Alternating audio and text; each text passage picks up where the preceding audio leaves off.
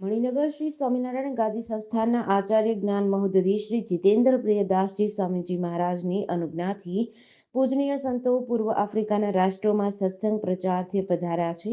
પરમ પૂજ્ય જ્ઞાન મહોદધિ આચાર્ય સ્વામીજી મહારાજની અનુજ્ઞાથી પૂજનીય સંતોના સાનિધ્યમાં મોમ્બાસા કેન્યા હિન્દ મહાસાગર તટે શિક્ષાપત્રી દ્વિશતાબ્દી મહોત્સવ અંતર્ગત ગ્રંથ શિરોમણી શિક્ષાપત્રી સમૂહ પાઠ સત્સંગ પોષક શિબિર પ્રાતઃ પૂજા તેમજ શ્રી હરિકૃષ્ણ મહારાજનો પંચામૃતથી અભિષેક સમુદ્ર સ્નાનનું ભવ્યતા અને દિવ્યતા સભર આયોજન કરવામાં આવ્યું હતું.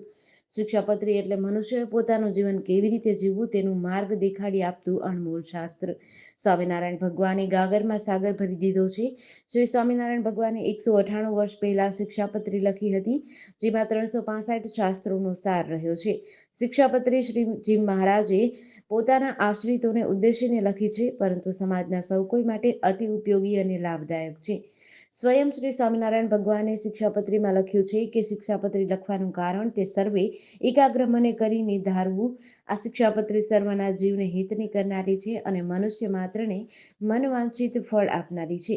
મોમ્બાસા કેન્યા હિન્દ મહાસાગર તટે મણિનગર શ્રી સ્વામિનારાયણ ગાદી સંસ્થાનના પૂજનીય સંતોના સાનિધ્યમાં સત્સંગ પોષક શિબિર તેમજ શ્રી હરિકૃષ્ણ મહારાજનું પંચામૃતથી અભિષેક વિધિ યોજવામાં આવી હતી.